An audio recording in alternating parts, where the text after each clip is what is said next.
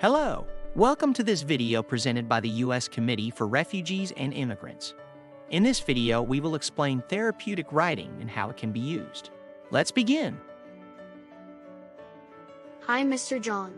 Hello, Jamie. How are you doing today? Fine, but I have a question, and I was hoping you could help me.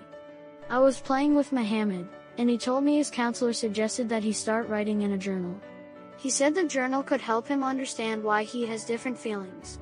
Can you explain how that works? Sure. Journaling or therapeutic writing is one of the best self-care techniques. A journal gives us a private place to express ourselves, especially about things we might not feel ready to share with others. Have you ever been really angry and said something to a friend that you later regretted? Or maybe felt alone or confused? Yes. Sometimes I feel confused and do not even know why. Well, this technique can help you figure that out. Writing about our lives in detail helps us understand our thoughts and emotions, so we can look at them and see what might need changing. The goal is to understand what affects us, so we can use better ways to cope with negative feelings. Journaling is great for handling stress and anxiety, and it really supports emotional growth. Plus, it is a place to keep track of our feelings, joys, dreams, fears, and doubts. So, it is kind of like writing a story about ourselves? Yes, something like that. That sounds great. I want to start journaling to get better at managing my emotions, but I am not sure where to start. It's pretty simple, Jamie. When I first started journaling, I used a notebook, but now with technology, you could even use an app on your phone. The main thing is having a place where you can write freely about your feelings. Do not worry about spelling or grammar. Write as if you are talking to a friend and be honest with yourself. Acknowledging your emotions is far more helpful than hiding them. And how do you make sense of what you write? Normally, I start by writing in detail about what I was thinking at that moment and how it began.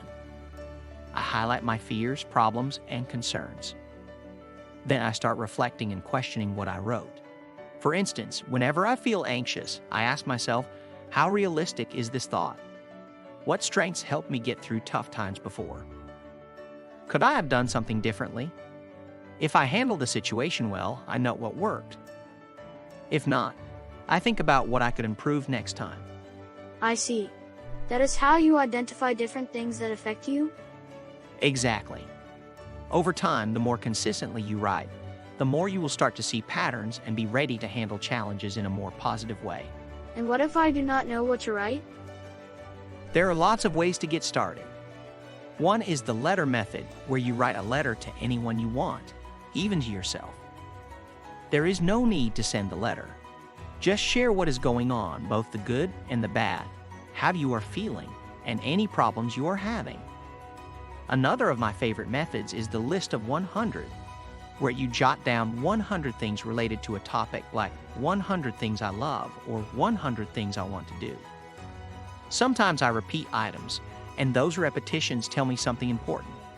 These are just a couple of ways to start. There are plenty more. Thank you very much, Mr. John. I will start my journal by writing a letter to myself.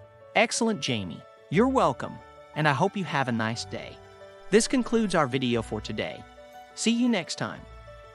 We invite you to explore our Resource Center for Immigrant Children at ucresourcecenter.org, where we have a virtual library that explains many important topics such as legal immigration, education, physical health, mental health, and much more.